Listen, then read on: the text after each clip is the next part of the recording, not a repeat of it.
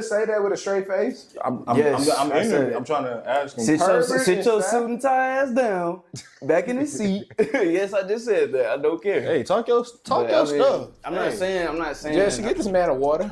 Talk your stuff. Nah, real shit, I do need a little bit of water. But what you call it? Nah, you good though. You good. Don't get it to me right now. Don't give it to me. These niggas laughing.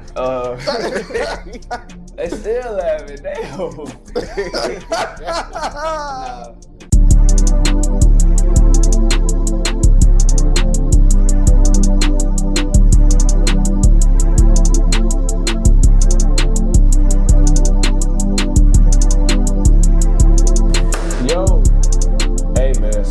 Welcome back to another episode of Check the Stats Podcast, episode 42.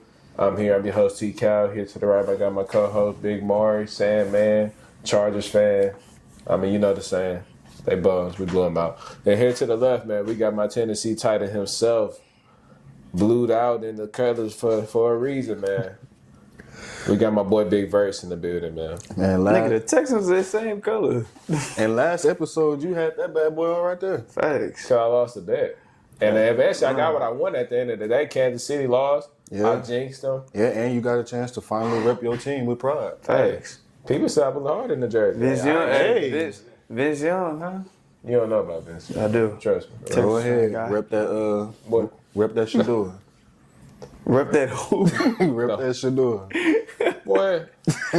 Oh, he said Shador. He was just bragging about Jerry Sneed. The signing of him and Tajay Spears. Now he's trying to act like he don't know his players. Hey, without further ado, Sam, man, let's get it going, man. Speaking of the NFL, man, hey, this upcoming season, what NFL team is under the most pressure?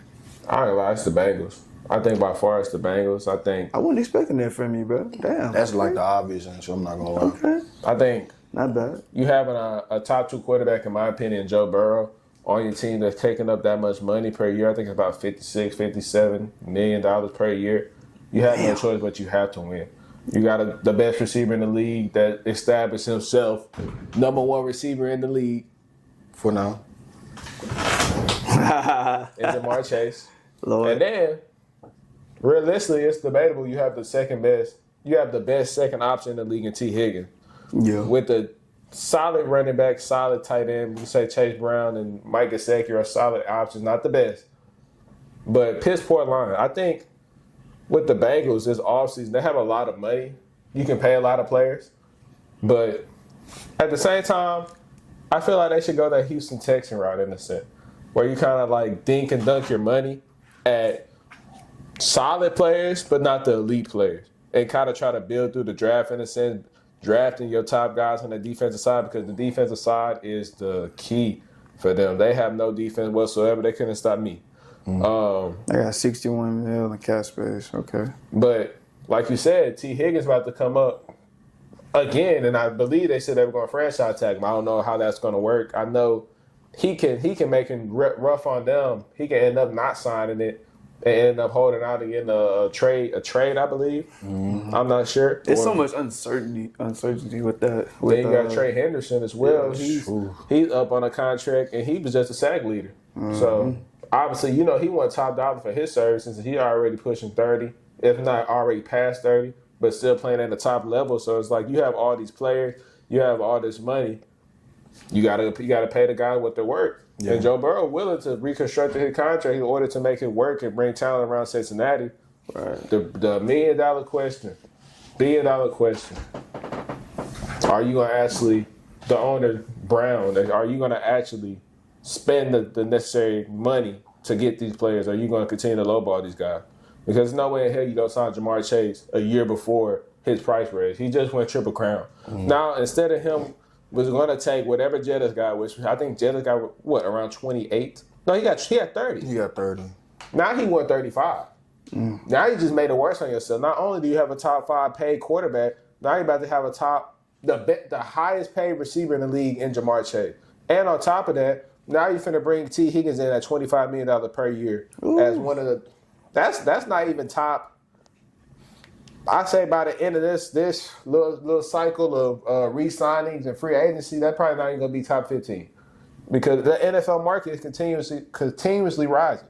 So I think the Bengals is all or nothing. I think Zach Taylor's job is on the line. I think mediocre seasons, despite your quarterback health, is unacceptable. At a certain point, you got to put in the results. You got to get up the shitter. Yeah. Jamar Chase, he's playing at the top of his game. Joe Burrow's obviously at the top of his game. You only have a certain leash in the NFL. You don't get these positions forever. And if they don't make shit shake, unfortunately, it's going to be a large change in Cincinnati. Joe Burrow's going to still be there for sure. But as far as everybody else, that will be undetermined. Yeah, I agree with you. It's Cincinnati by far. I mean, you just laid out the blueprint about what they need to do as far as the type of problems they got to solve when it comes to resigning T. Higgins or when they're going to pay Chase and how much dollar amount that's going to be, what they're going to do with Hendrickson. Obviously, the defense, the side of the ball, which was atrocious last year, they got to make some changes. And they had that problem because they weren't willing to pay the guys that were productive when they let them guys go and walk in free agency. I think also, too, Joe Burrow's never had a good O-line since he's been in Cincinnati. Like, we see how vital and impactful an offensive line can be. I mean, hell, just look at the similarities or the lack of similarities when you compare the Eagles to the Chiefs. I mean, the Chiefs' O-line wasn't the worst in the world, but going up against a defensive interior that's worth a damn, they got exposed. Look at the Eagles. Going up against a defensive line that's worth a damn, they held their own. They did their thing. Well, I think you said the same thing twice. No, I said they didn't. I think the first thing he said Eagles. No, he said Eagles, and then he said look at the Chiefs. Yeah. Because he said the Eagles D-line, and then he said the Chiefs O-line. Yeah. All right. If I ain't mistaken. Yeah, that's exactly what I said. And if it isn't what I said, then You gonna check the stats. exactly. You gonna check the stats. You really Come on, man, what we doing? What we doing? Stupid. But the offensive line, it starts and ends in the trenches. It builds your running game, it builds your passing game, because without no O-lineman, you can't do anything effectively on the offensive side of the ball. We're Texans fans, and we understand how egregious that has been for us. You're a Chargers fan, and you've seen what that looked like on that faithful day in that playoff game at NRG Stadium. But I think also, too, it's just the showing. Hold up. What the hell you just say? Bro, we're not finna even entertain this, Bro, bro. he just said we. Yes, we. He never gonna let you live this Like, shit down, bro. He never Yes. gonna let you. We. Man, put that shit down, man. You ain't a damn Texas fan. Bro, what you mean? I've been locked in with them boys since I came out the womb. See, these niggas had favorite teams growing up and shit. They from the city. I'm from the country. His favorite college is fucking Vanderbilt. Like, let's be serious. Like, I thought you was an A&M, Texas A&M guy. he's a Vanderbilt. He's a Tennessee guy. Vanderbilt is crazy. The I ain't gonna lie. day I believe that is the day a cheetah don't got spots on it. Damn.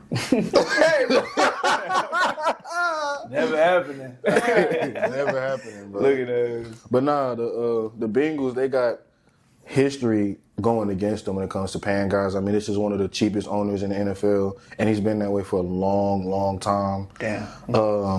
So when you got this wealth of talent, you want to secure it as quickly as possible, because you don't know when you're going to get not even just generational players again, just productive players. People that see her like working for you, that's like working for the team. Yeah, like Hendrickson is an amazing edge rusher, and he was the sack leader this year by a wide margin. Right. Jamar Chase, for the time being, is the best receiving threat in the NFL. Right. And with Joe Burrow, you already got him locked up, but he's eating so much of your cap space that, I mean, you're truly limited in what you're trying to do in terms of title contender. I thought they was in cap hell, honestly.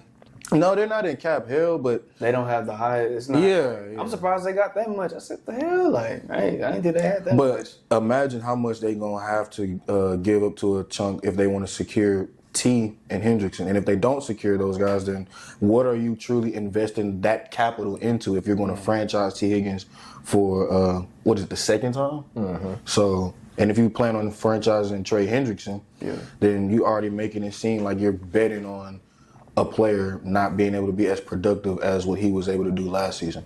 And we all know players don't fuck with that. So it'll be interesting to see what Cincinnati is capable of doing because they are under the biggest lens. I like both of y'all answers. That's pretty good. Y'all both this nigga really surprised me with that. For me, and we've talked about this plenty of times, I feel like the Lions, honestly, are under the most pressure. That was a good answer what y'all said, but I say the Lions just because y'all have all this talent and y'all still haven't went to the Super Bowl just yet. I know it takes time and everything like that, but they're a well-constructed team, offensively and defensively. They had the coaches. They still have a great head coach, but OC and DC, we got to see what's up. But I feel like they most definitely are in the hot seat right now. I even feel like the Ravens, that could be a stretch, but I only say the Ravens because, goddamn, they've been good almost every year. Am I right? Yeah. They have a pretty good team as well, offensively and defensively, well constructed, great coaching. You know what I mean? It's just, I feel like it's been time for Lamar to at least be in the Super Bowl. You know what I mean? He should for sure have a Super Bowl appearance, but I mean, he hasn't had one yet. So it's I don't know. Those are my two teams. I mean, let me know if I'm tweaking.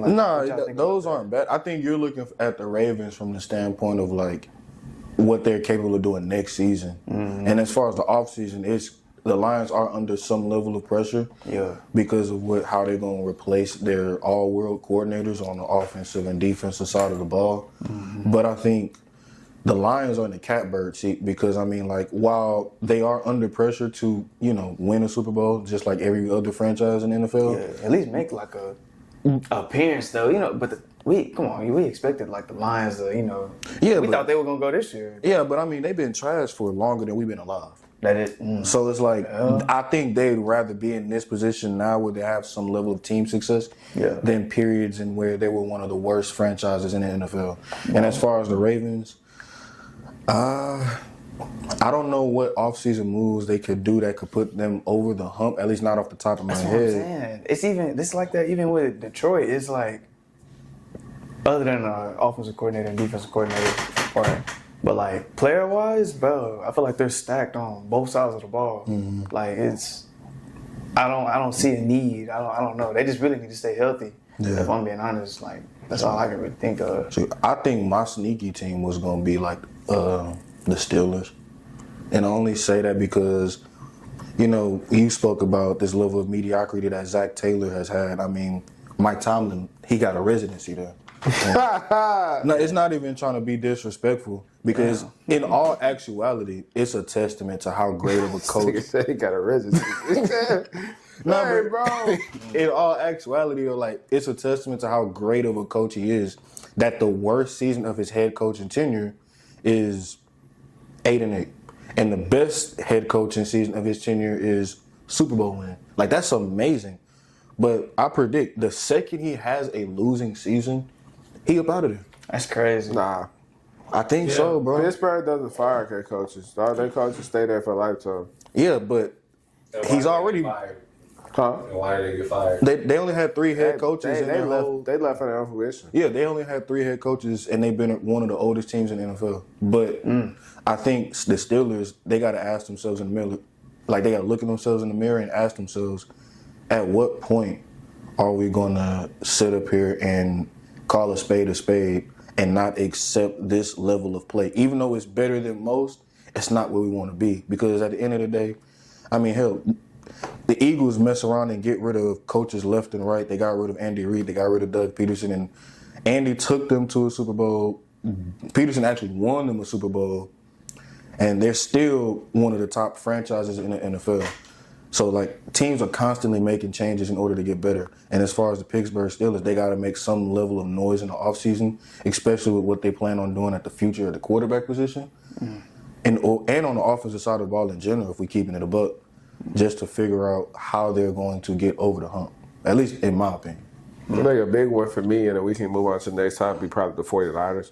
Yeah. I think Brock Purdy coming up on his contract year, I mean, you about to have to realistically pay him top 3 quarterback money. And is he a top 3 quarterback in any stretch of the imagination? Absolutely not. He's not even top 15 to me. But damn. As far as their team. I mean, you got an aging Trent Williams that obviously he's still at the top of his game for sure. But I mean, you're getting to your later years in your 30s. How many more productive years are you truly going to have before your play starts to decline? And you're going to be paying him that high bill. On top of that, you have all these star players left to right. But as we've seen, they're pretty injury prone. Debo Samuel's not going to be there anymore. Even though I thought he was declining rapidly, I mean, Debo Samuel is still somewhat of a game changer if you utilize him right. He's going to be gone. McCaffrey, he couldn't even stay healthy for the whole year. He came back a little bit and he wasn't ready. I think with the 49ers, they'll be fine if they don't have McCaffrey. They have a history of having great production from the running back position. But then you having the torn ACL. You coming off a torn ACL for Brandon Ayuk. So I'm looking at that. I'm like, are you going to still come back and be the same level of player? Are you even going to be ready for the beginning of the season? Then on defense, it's like Tua Hufanga. He's going to realistically be gone. They saying the Texans are an early candidate to acquire his services, and he's just coming off of another season-ending injury. So I think we can get him for pennies on a dollar, but that's a loss. Travarius Ward, he's coming up on a contract year, and it realistically looking like they're not about to pay him, so he's going to be gone. Fred Warner, he's only getting older. They said they're losing Dre Greenlaw. I mean, it's a lot of moving pieces on that team that they don't have the answers to right now, and the Bills only getting healthier and healthier. So it's like the 49ers, you made it to the Super Bowl 2 years ago. This year you was ass because of injuries. Now it's like this year it's like make or break. Like, because at this point, if you underperform again, I wouldn't put it past John Lynch to just blow it up and start it over again. I've seen, not to cut you off, but I've seen something crazy. It's like for over 20 years, the 49ers either miss the playoffs or make it to the conference championship game, which is crazy. That is insane. Yep, no in-betweens. It's one or the other. That's crazy. Pause. Are you subscribed to Check the Set podcast, man? While we on this pause, you make sure you go on that YouTube link and you subscribe to Check the Set podcast, or you gonna make my boy Omari sad, man. I'm gonna do something crazy.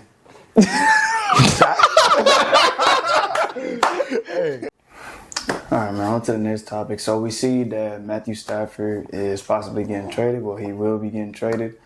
So my question to y'all is, what is the best scenario for Matthew Stafford? And also, what is the worst scenario for Matthew Stafford? I say for starter, I wouldn't say 100% will.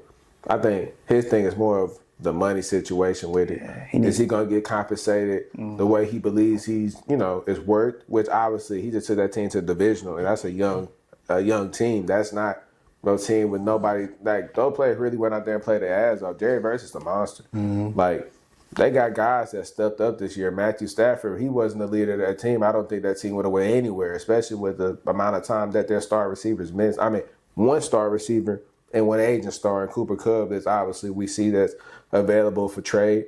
A lot of teams going to be trying to acquire his services, a.k.a. Omari Sanders. But I realistically think the best team, well, I said best team and I'll say realistic team. I could see a realistic team being the New York Giants if they wanted to trade out of that 3 spot, because that defense, I believe that defense is a very good defense. I feel like that offense, the line is shaky, but at full strength, I think you can have an okay line. But the weapons, I mean, Malik Neighbors have the realistic ability to be a top 3 receiver by the end of this year. And that's not an understatement. He has the mixture of Jamar Chase and Justin Jefferson combined in one guy. That's how good I think his potential could be. I think that's his player type. And then on top of that, you have a slot in Wan'Dale Robinson out of Kentucky that is explosive. When I tell you explosive, hey, that dude is explosive. And then you got Tyron Chasey. I like him. He's a solid running back for sure. Solid runner. I mean, he replaced Devin Singletary. It's crazy because I feel like what Singletary did a year ago basically happened the year after. He took, who was our starting running back going into last year? Pierce. Yeah, he took Pierce's spot towards the end of the year. It ended up being the lead cow. Then this year he comes as a starter, and undrafted rookie Tyron Tracy comes to take his spot. I mean, it's just, hey. Snatch the chain. Exactly. But I feel like they'll give him the best chance. Or he'll have the best chance to have the most impact on that team. I feel like they're missing that guy, and they've been missing it for a while. I mean, for the exception of the 1 year that Daniel Jones had as being out of this world player, and then he came back to normal for the next 2 to 3 years, and now we see where he's at. They had awful quarterback play for years on years on years. So I think just stability at the position, just for a few years, and really just see how far that he can take them with the time that they have around. I think he had the chance to make the most impact, and especially in the NFC, where every year is really a jump up. Like, I don't think realistically we can sit here and say that we know what the 7 guaranteed playoff teams are, because they always change. Yeah. They always change. The Cowboys, who would have thought the Cowboys were going to miss this year outside of me? Nobody. Everybody said that was a really good team that had all these star players, top tier guys. I mean, nobody accounted for injury, of course, but even before they got injured, they weren't a good team. So, like, the NFC is just a free-for-all. So, I wouldn't say you put Matthew Stafford on that team with that level of defense, with Brian Burns, with Kayvon Thibodeau, Dexter Lawrence. I mean, they have guys over there. So, I think the Giants would be a very dangerous trade option for Matthew Stafford. I feel like they have a realistic chance of being a sneaky underdog, like Super Bowl, like favorite in a sense. Not at the top of the chain, of course, because that's insane. As of now, until they're proven. But a established quarterback that's realistically top 6, top 7, that's a game changer in a market like New York, with a team built like that with a top receiver, and they have a top draft pick this year. Yeah. It's Matthew Stafford to the Giants. Don't be surprised. What would you feel like his worst situation would be?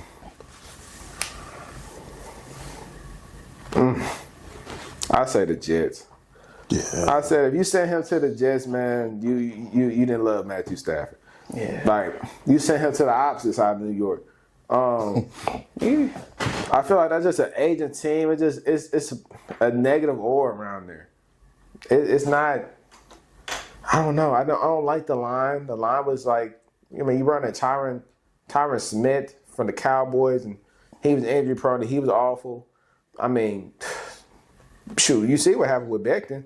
Shoot, Becton went to the Eagles and revived his career. So clearly they have an awful time to either A, utilizing their talent, or B, identifying their talent, putting them in the best situation possible for them to succeed.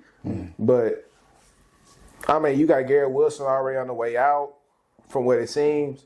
You have, what's his name, Devontae Adams, that realistically said he wants to follow Aaron Rodgers. I don't know if he still thinks it's 2017, but wake up, fellas. It's 2025, and Aaron Rodgers is playing like a bottom 5 quarterback. Yeah. Why you keep following him? You're not going to get nothing but old memories thrown into that old man. I mean, catching from the old man. The defense, I don't feel like they can't keep all those players around forever. When you have a great defense, you have a good 2 to 3 year run if you don't draft properly. And I can say they did draft properly, but they got unlucky. Jeremiah Johnson, he was a really good player, injured twice. Yeah. DJ Reed, he already said he's not coming back there. He's not taking a pay cut. He already said that. He said he knows his work. He's in the prime of his career. He's tired of playing losing football. He's gone. Don't even get started on Hassan Reddick. Oh yeah, shoot. He held out half 3/4 of the season before playing with them, just for him to be ass as well. So it's like, if you go to the Jets and Matthew Stafford, man, you should have a hatred towards LA and McVay and anybody that's associated in that trade for the rest of your life, because that's the worst situation to end your career, especially your Hall of Fame career. Man. Yeah. That's something I got to put a lot more thought to as far as his best situation. But off the top of my head, it's kind of a weird one. I don't know how the money structure is for this team. But if I'm Indy, I wouldn't mind giving him a look. I'm saying something on that too. Like, if we already seen what Anthony Richardson looks like, and not to say that he's not prone to change. Coach supposedly want him like a real battle for the QB1 spot too. Yeah, for sure. I seen that they mentioned that. And Anthony Richardson, I don't think he's a lost cause whatsoever.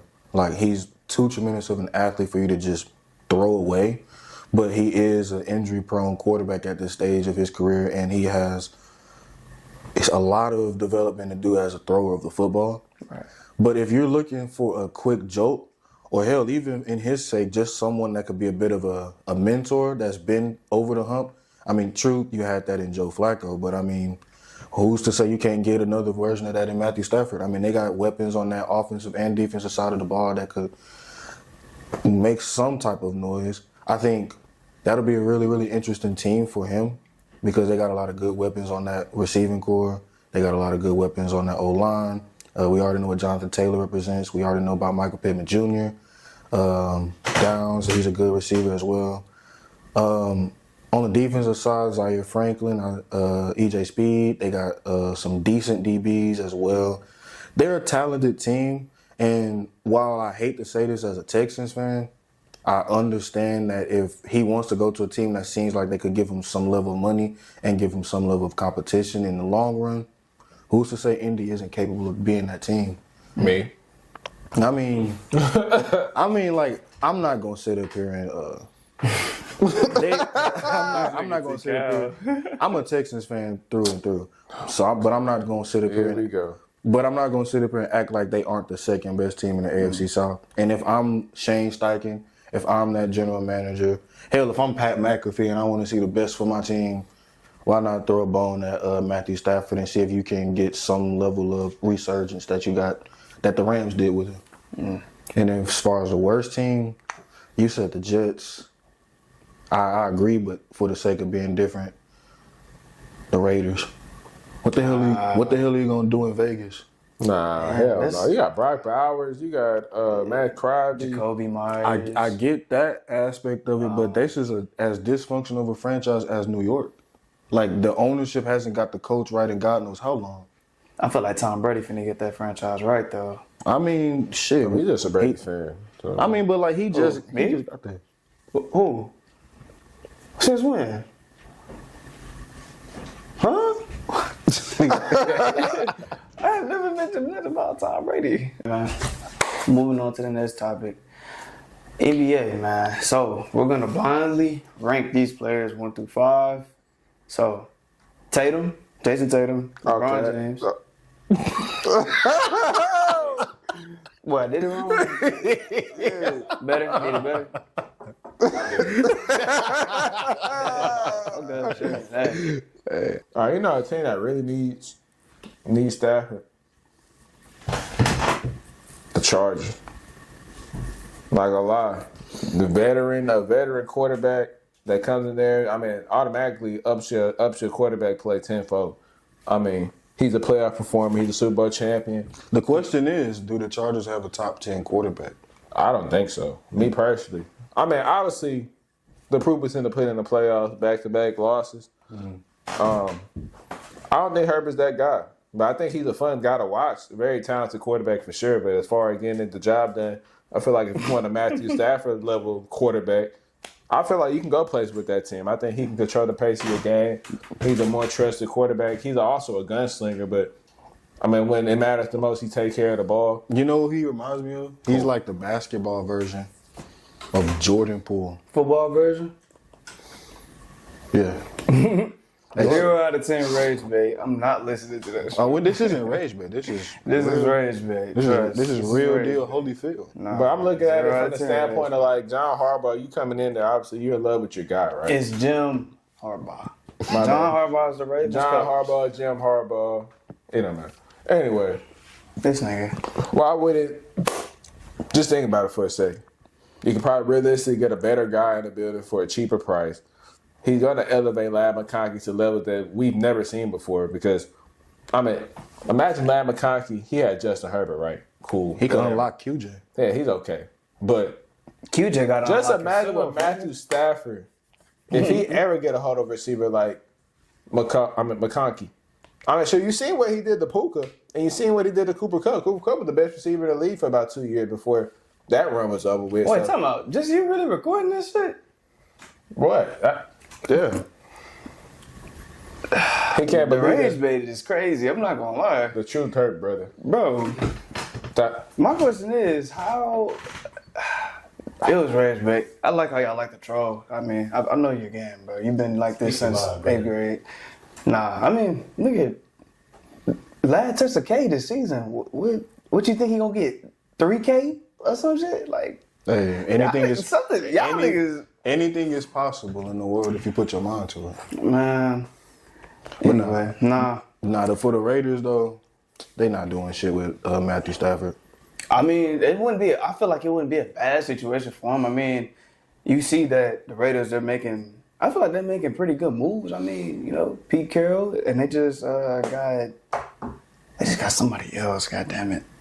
They got a new general manager. Yeah, they got a new GM. Didn't they just get a new OC? I'm pretty sure. They did. I come can't. on I his can't own remember staff. his name. I can't remember. I think though it's like, yeah, the Raiders are making good moves and they are a scrappy team, but like, Yeah, I feel like they trying to move. You know, and they trying to move up. You feel me? Like then too, you got two quarterbacks in Gardner Minshew and what's that other dude name? Damn. Aiden O'Connell. Well, I mean Aiden O'Connell, whatever his name is. I can't remember his name. I'm sorry, but you got them two guys, and they've been struggling a little bit. You know, Aiden O'Connell, he showed some flashes. Yeah. But you know what I'm saying? You bring a guy like Stafford into that situation, you got Brock Bowers, Jacoby Myers, and whoever. If I'm missing anybody, let me know. I can't. I mean, they got Jacoby know Myers, Yeah. Trey Tucker. And they running back core is actually pretty decent. I like their running back. Madison is solid, bro. Bro, I had. They are trash. Bro, Alexander Madison had. It was a I game seen this flashes, season. damn. My apologies. Nah, I had a See game the this flash season. anybody. No, look, I had a game this season that I bet on him to under. His stuff was at 34 yards. I kid you not. I crossed my heart, hope to die.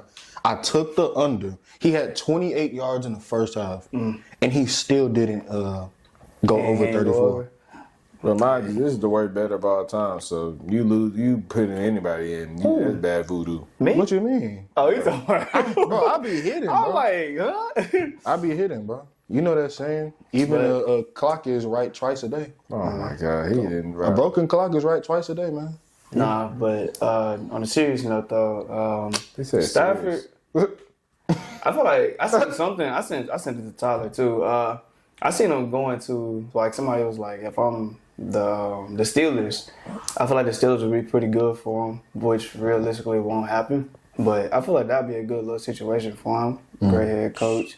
You know what I'm saying? I feel like they have pretty solid weapons. I feel like he could really bring out the real George Pickens that we've been wanting to see. You know what I'm saying? We've seen. Hell no. I don't know. I mean, I guess. George Pickens just don't got it in him. My Bitch, you had him as a top 5 receiver.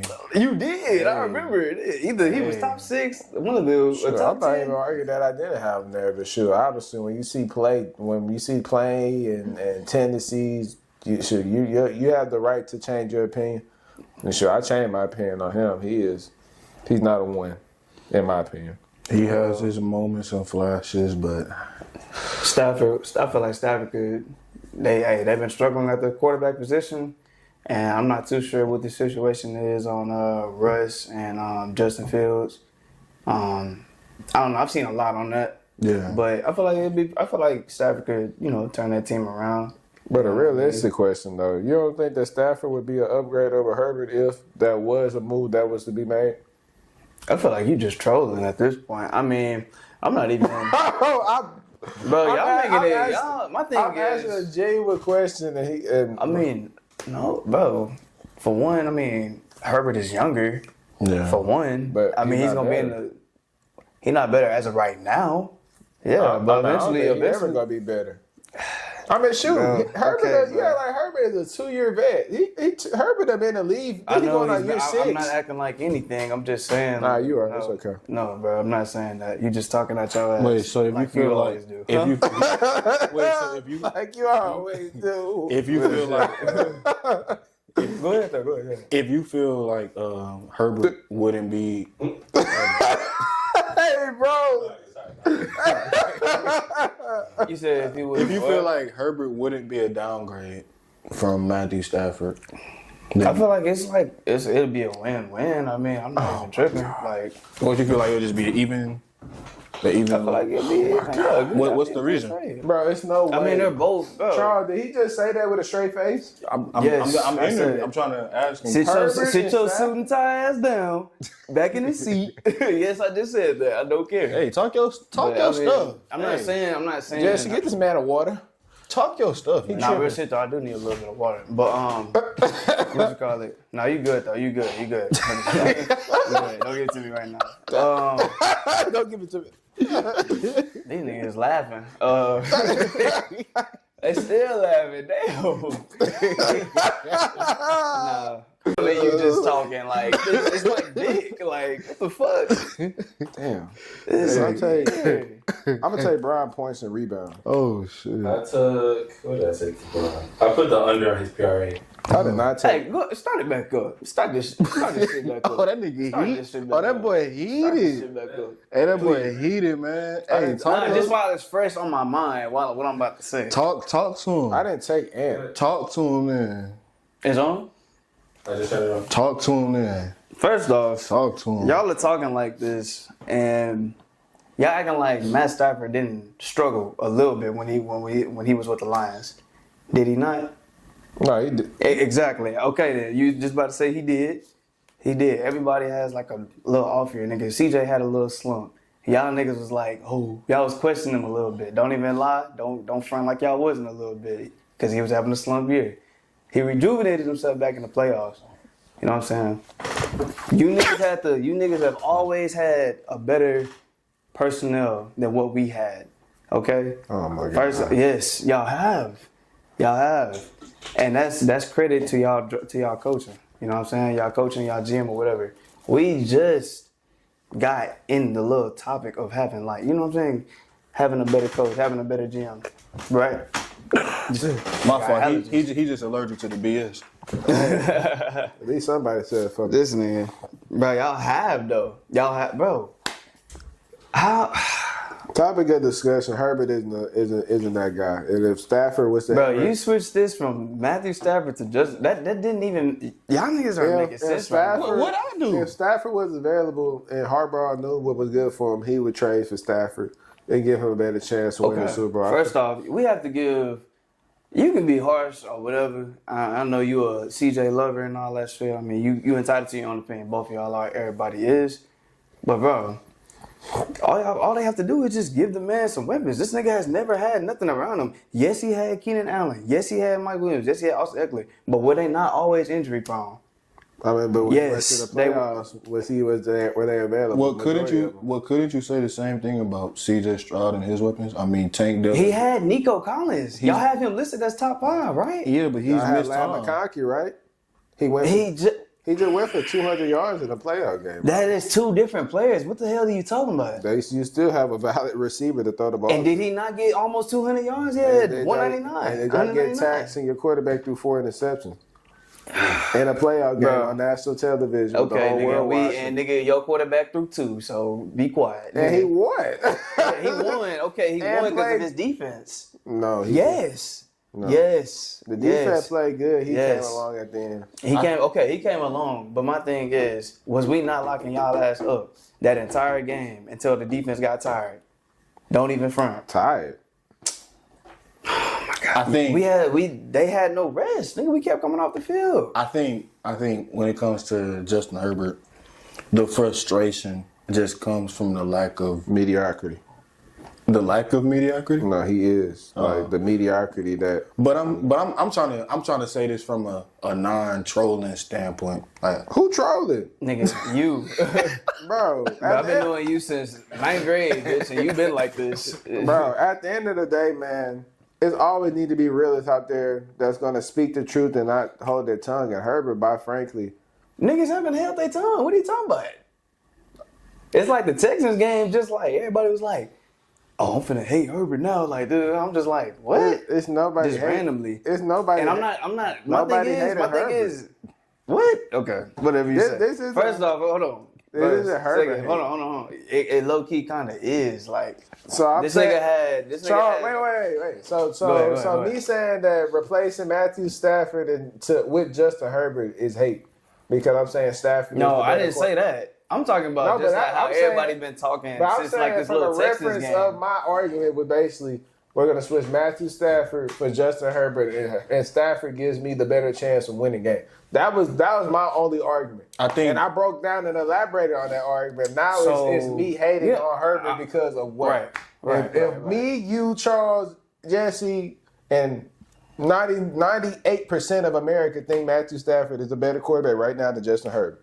I said he was better. Okay, but I'm saying for what I'm saying, how is it Herbert hate? If everybody in the room agrees with the sentiment that Stafford is a better quarterback right now than Herbert. Cool. And I'm speaking on the facts of why he's a better quarterback. I'm not saying Herbert is ass. Herbert is better than half of the league. But I'm not finna sit here and give him kudos and praise because he can throw a pretty ball. I'm like, bro, I'm not even doing that.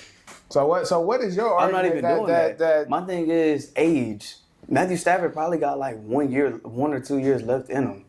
Granted, he's still top 10 in the league. That man is very talented. Don't get it twisted.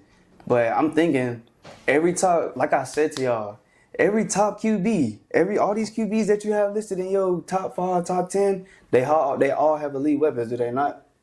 No. Anybody in Buffalo elite? They better than our receivers.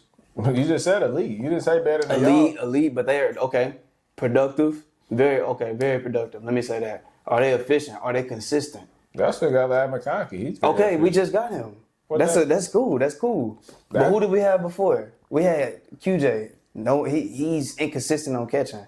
That's not on Harbaugh. That's on Staley. But that wasn't y'all identity that got y'all there, though. I think with my thing is y'all are saying this like Herb didn't lead these boys to 11 wins. Like he didn't lead these boys to the playoffs. I think with Herbert though, that as well. I think Herbert is just like I ain't hear what he said. Go ahead though. I think Herbert is just like the rest of the world is kind of look at him for what it is, like for as talented as he is, for as productive as he is, for as many good statistics that he has throughout, what is his 5th year in NFL, you would expect at least a semblance of productivity that pushes your team over the hump. Like, when you look at quarterbacks that have had, because I forget who's all in his draft class, but I'm trying to think of guys within that same It's Burrow now. Yeah, Burrow, he's been to a Super Bowl, but even with you take that away, he's been to an AFC Championship. He's been to multiple playoff games. He's won multiple playoff games.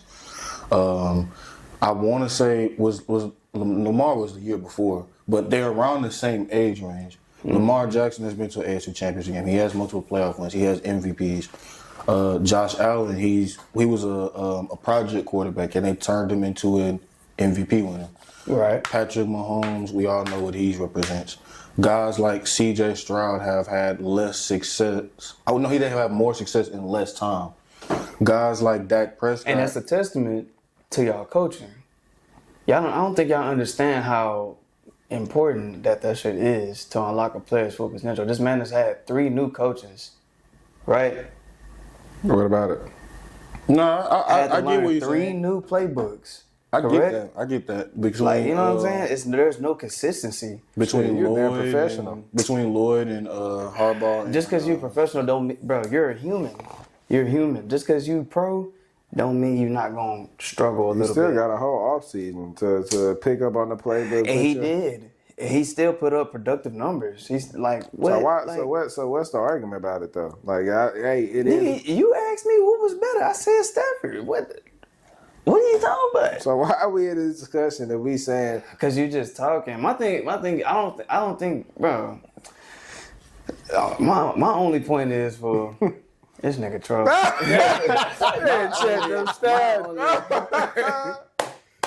Cool, whatever. Like my thing is, you niggas get a new QB or whatever. He started doing good, but y'all had questions about him at the beginning of the year because he was having a sophomore slump or whatever. Like. My thing is, it's just be fair. You know what I mean? You niggas have way better personnel than us. Don't even front or whatever. All we got that's better than y'all is just O-line. Okay, look, I'm gonna be fair. I'm gonna compare CJ and Justin Herbert. All right. Look, I'm gonna look at their totalities. All right. So C.J. Stroud in this position, we can agree that he has a better supporting cast. We can agree that to a certain extent he has better coaching, depending on whether you value Harbaugh more than DeMeco Ryans. I mean, just off of this year, I mean, he had a better. I feel like this year he has a better year than this past year. He threw less interceptions until y'all game, right? Oh yeah, for sure. Like that was his big. Before y'all argue, y'all need to decide. Are y'all talking about last season or like the past? I'm talking about everything. Overall. Yeah, I'm talking about everything. I'm talking about overall. Yeah. So C.J. Stroud in his first 2 seasons, he already.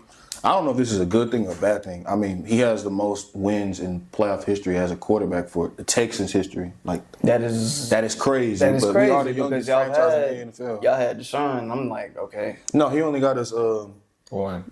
damn. got I us thought, oh well. he been to the playoffs twice, but he only got us one. Schaub only got us one. Osweiler got us one. Keenum got us one. And Yates, I think, as well. Damn. The core has been the core. Injury prone, but made it do what he had. I think the flack for Herbert becomes more apparent based off of the fact that this man has had multiple stretches where he looks like he's finna take the stretch to superstardom. And he always ends up limiting himself based on his lack of production. Like when you're like his highs are, he's great. Like he'll mess around and throw for 400 yards or 300 yards like it's routinely. But the second he goes into the playoffs, as far as what we have right now in our face, he plays some of the worst football that he's ever had.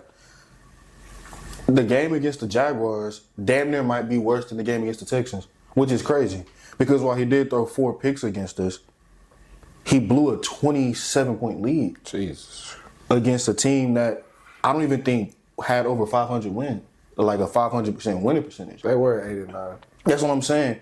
And maybe that's a testament to what Doug Peterson was able to do with Trevor Lawrence and keeping his confidence upbeat and everything like that. Maybe Jacksonville's defense decided to lock the fuck in and do their thing. I can't even remember that. I haven't even watched that game. It was just a lack of quarterback play. But the thing is, it's hard for me to... I see different points on it. People say quarterback play. A lot of people say coaching. I don't know. I didn't watch the game. I say if you got a 27-point lead, if you lose that game... That is crazy, though. 27-0. That's a skunk. Like, you should Yeah, that's stay what I'm ahead, saying. most definitely. And the thing that makes it even more glaring is, like, you was could just see... a Herbert. No, it's not that. I'm trying to be fair here. The Texans game is terrible because of the turnovers. Nah, hell no. No, for him, the turnovers is why everybody's grilling him the way that they are. Yeah. The game against the Jaguars, he had no turnovers. It was just lack of ball movement. Like, they couldn't push the ball down the field. They couldn't make any type of headway throughout the second half. Like So is that play calling? That might be play calling. That might be execution. I mean, we don't know unless we're in that Jaguars game or in that Chargers game. I gotta watch that. Man, I ain't giving no. Hey, they try to scapegoat my dude Brandon Staley, man. He wasn't a good coach, but at the end of the day, you are 27-0, goddamn it, you call it something right to get that damn He lead. wasn't a good coach? I can sit there and say he wasn't a good coach. He was a special team coach prior to this. So I can sit there and say he wasn't a good coach. So why are you calling it a scapegoat? Because he was the coach of a 27-0 league. So And how did they? So they had a good year at the end of the day, it's hella play callers out there. They can't go out there and execute the play. All they can do is give it to you. So somebody was out there calling them plays to get them up 27-0. That's all I'm saying. So the fact that you give up a 27-0 lead, and now we're looking at the coaching because the coaching fucked up a 27-0 lead, not the quarterback who gets the ball every snap of the game on his side of the ball. And then if you look at the Houston game, we obviously got a lot of recency bias. I mean, the game was literally, it was literally at the time of this recording just under 2 months ago. Mm-hmm. Okay. But with that game specifically, even with the lack of weaponry that Justin Herbert was able to have, when you are, I don't give a damn if you're Patrick Mahomes, Justin Herbert, whatever the case may be, when you're in the playoff game and having high leverage moments and you don't fall through in a positive light, you get a lion's share of the blame as a quarterback. People grill Lamar Jackson for the turnovers he had because even though he brought them all the way down, they still cooked his ass, yeah. Mm-hmm. Right. They grilled But Josh. it really wasn't his fault. Me personally, I grilled Josh Allen because of what he wasn't able to do in the biggest moments of the game against the Chiefs. We grilled Mahomes because of his lack of success against the Eagles. Shit, this time we can't say shit about Josh Allen. He did his part. But even with that being said, I personally grilled him because in the biggest moments of the game, he couldn't get 1 yard, and on the last drive, he couldn't get more than one first down. Exactly. It's all about who won him. I mean, hell, even Jalen Hurts, for lack of understanding. I mean, this dude had 2 bad passing games in victories. And people on the internet were grilling him because they was like, yeah, we got to see more yards. He's the Super Bowl MVP, and people are talking about, so will this offensive coordinator that they hired unlock his true potential as a passer? And he just won Super Bowl MVP. Right. And that's after a victory in the biggest game of your life. Imagine what people are doing to a dude that hasn't got a playoff win. And it's no disrespect to Justin Herbert. I mean, that's just realistic. I mean, yeah, that's what I'm saying. Like, I ain't taking no offense to it. I'm just going back and forth with y'all. But I'm just saying, like, the way that the people view him isn't the same like they view guys like Tua Tagovailoa, the same like that they view guys like Dak Prescott. When things are perfect, they're amazing. But the second them high leverage moments come up, and even to Dak's credit, he got playoff wins. He been to a divisional round. Right. He's won. He's gotten, I think, second place in the NFC. Like And what did he have around him? What's the word? he has weapons. He has weapons. So he had a great supporting cast. But I Justin Herbert had that supporting cast with him against the Jaguars too. Like, even if you take away the offensive side of the ball, that defense was good against the Texans as well. I mean, y'all were the number 1 ranked defense in the league. You don't just that year against the Jags? No, the year against the Texans. Statistically, we were not ranked number 1. Statistically, when it came to points allowed, that's what y'all were. Somebody took that spot. I think we got moved down to like 5 or something like that. 5 or 6. That's still But that's still good. That's what I'm saying. Ranked number 1. So y'all had a great defense productivity wise. I could care less about who you beat. You could play the Raiders 17 times in a row. If you shut them down 17 times, more likely than not, you're a good defense in my opinion. Okay. But when you have that level of production on that side of the ball to keep you in that game for that long, and the offense just struggles to showcase any sign of life. The Texans, right? Yeah. If the offense struggles to showcase any signs of life, who is going to get the lion's share of the blame? Okay. Like, let's take a look back at the game, because from what I remember, when Justin Herbert did make that damn throw, and I want to say Will Dissly ran a post corner or a comeback. It could have been one of them. What did that hoe do? It went through his hands. He dropped it. That was major. That would have been a first down. That would have changed probably the whole trajectory of the game. So it's like, who can we like obviously with him again? Let me see, with him and Quentin Johnston, bro, they weren't catching the ball, and I didn't see Will Dissly drop a pass all season. That's what was crazy.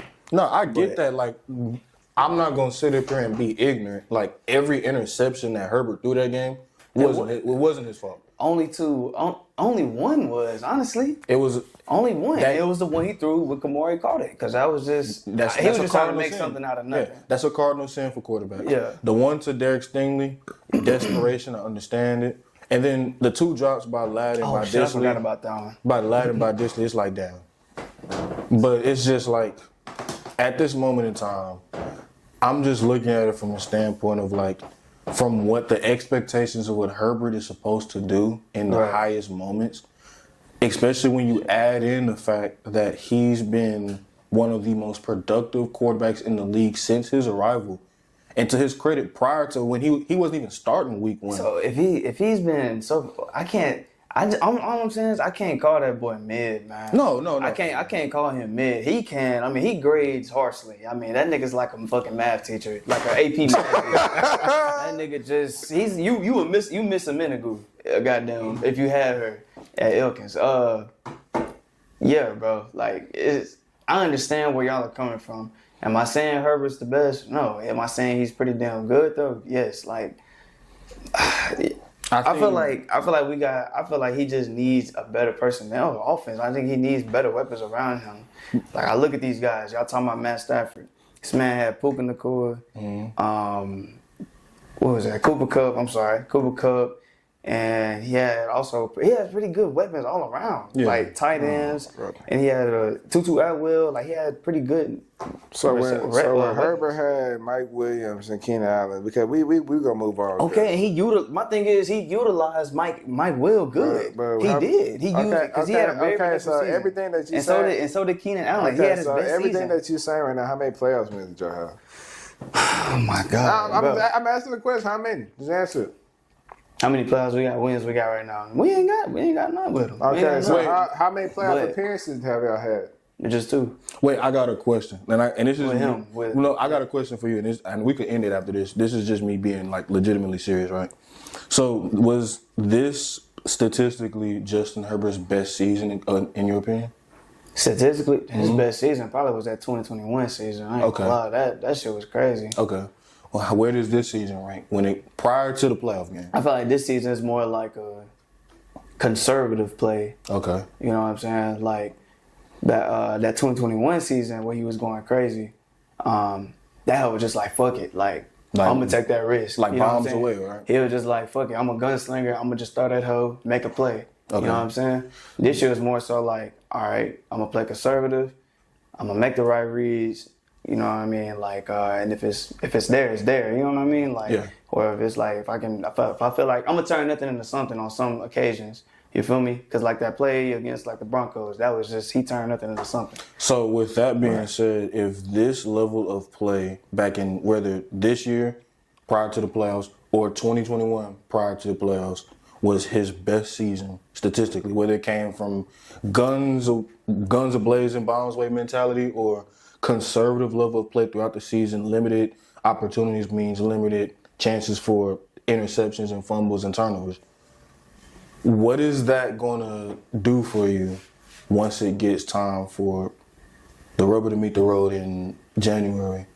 Mm-hmm. What is that going to do for you when it's time for you to do all that type of stuff? When those are your best seasons, not only individually, but team-wise, since you've been on the roster and the best that you have. Well, he's had multiple good seasons. Yeah, but I'm saying, what is that going to do for you when it's one and done? I mean, like, I promise you, if CJ Stroud was in a position like that, even though he's young and he goes to the playoffs and he gets knocked off, how many people are looking at him in a different light? If Tua is looked at in such a crazy way, despite him being an all-pro quarterback. Oh? Tua, he actually had an all-pro season. No, he didn't. He was an all-pro guy. Tua Tagovailoa. Last year. He was 2. No, he wasn't. Well, he was 2, wasn't he? He was a pro. He may have been a pro bowler. Shit, he ain't no all pro. Okay, well, he's a pro bowler, and he earned one of the highest contracts in the NFL because of his level of play. Right. And how bad did people look at him because of the fact that he can't throw in the cold or he can't get the job done in the postseason despite only being there 2 times? Right. That gets killed. And unfortunately, Herbert is in that same vein. And it's not even trying to be. I mean, yeah, I feel you, but I'm better than Dak. I don't give a fuck. I feel you, but Dak has always had a great supporting cast around him since he got in the fucking league. And what did he do with it? Nah, shit. He won a playoff game. He did. You saying Dak got a supporting cast, and you're saying that the Chargers need more help. So what's the difference? Because we know the Cowboys. This nigga Dak has one of the. He should be. I could say CD is one of the best receivers in the fucking league. Exactly. So you saying what the do we Cowboys have weapons, and you're wishing that the Chargers had more weapons. So eventually they will. It just weapons who is not successful. So what's the difference? What do you need? What's truly the answer? Is it coaching? Is it execution? It's not coaching because we got. So basically, long story short, we ran out of excuses for Herbert. Herbert not that guy. He's a good quarterback, not a great quarterback. How you gonna cut me off? The fuck? I know this your shit, but to answer your question though, real quick.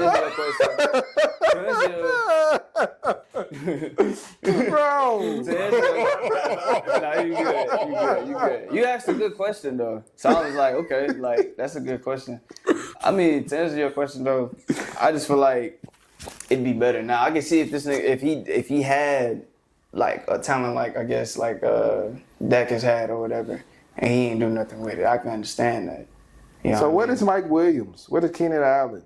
Well, right now we talking about when y'all had them. I mean, they were good. Okay, don't get me wrong, they was nice. But are they better than a CD Lamb? They were better at that time, yes. Than CD Lamb? Yes, at that time when y'all had them both healthy, about 2-3 years ago, when y'all made it to the playoffs and y'all had all them runs, yes, they were better than CD.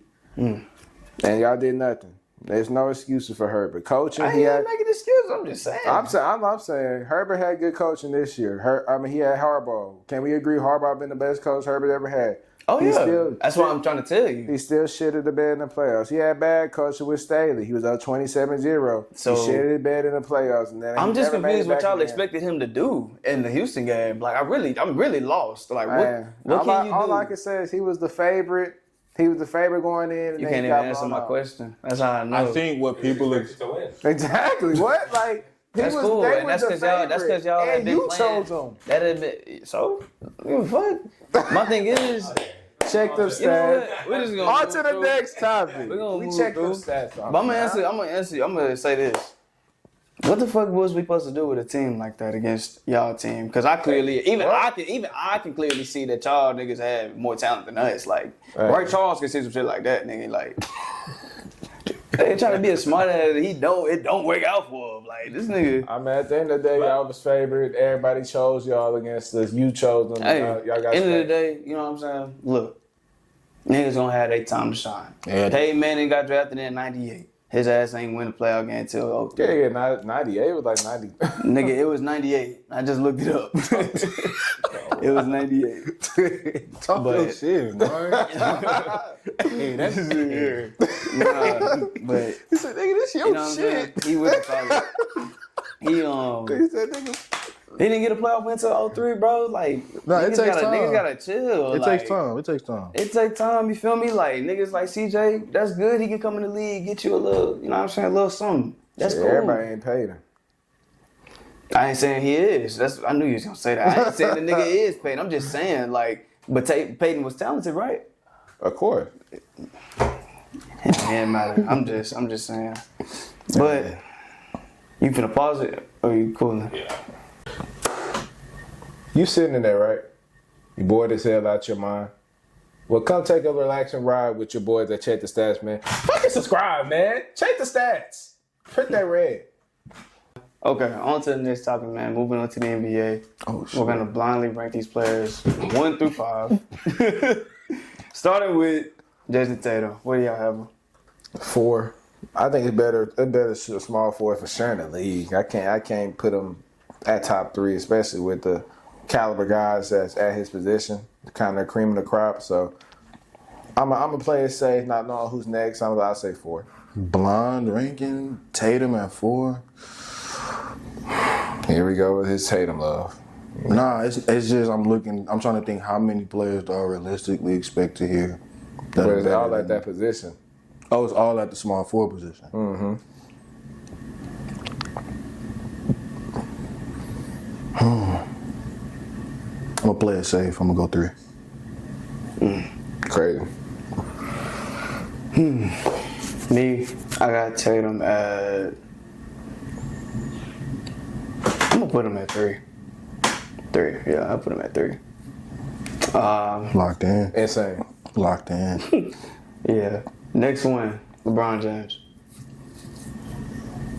1. He's my 1 for me. I think right now he's playing top 3 level basketball. Outside of Luka and Jokic, I don't think it's a player better in the league. And realistically, when it matters the most in the playoffs, I really don't trust nobody more than LeBron James outside of Jokic, of course. Respect. So I would say right now 1 for LeBron. Age ain't nothing but a number. He's 40 years old, still playing like he in his prime. Hey, I'm so glad you used context. Hey, but Hey, bro. Oh, game. hey, I'm so glad you used context, man. Okay. Hey, This boy here. I think if we talking about small forwards, I don't think there's anybody better. And if that's what we talking about, then I got no choice but to put him at 1. I'm going to put Bron as 1 for sure. Like, what he's been able to do at this age is incredible. And that's really all I can say. Because, I mean, it's Bron. Come on now. Next one, KD. 3. I put him at my 3 for me. I think he better than Tatum, but I think it's still the last 2 players maybe that'll be that 2 and 5 spot for me.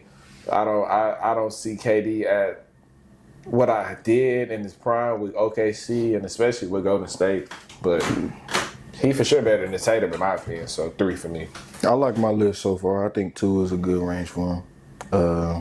I think he's below LeBron, but I think he's above Tatum. And that's the only spot I have available. So I'm confident 4 and 5 is going to fall perfectly in line for me. I'm going to put KD at 2, for sure. That man locked in.